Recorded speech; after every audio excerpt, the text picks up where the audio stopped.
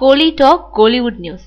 தனுஷோட அநேகனை காப்பி அடிச்ச அஞ்சான் லிங்குசாமியோட இயக்கத்துல சூர்யா 2 வேஷங்கள்ல நடிச்சிருக்க படம் அஞ்சான்.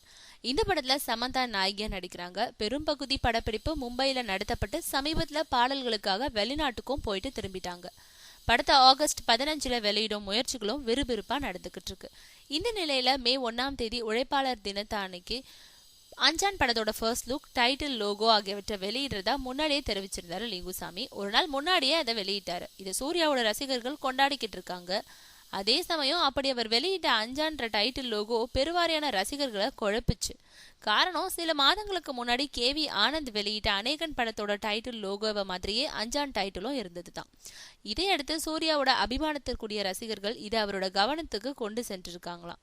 அதனால அஞ்சான் லோகோ விரைவில் மாற்றி அமைக்கப்பட்டு வெளியாகும்னு தெரியுது. ஆக இது தற்செயலா நிகழ்ந்ததா இல்ல அதே பாணியில வெளியிடணும்னு திட்டமிட்டு வெளியிடப்பட்டதான்றது லிங்குசாமி வாய் திறக்கும் போதுதான் தெரிய வரும்.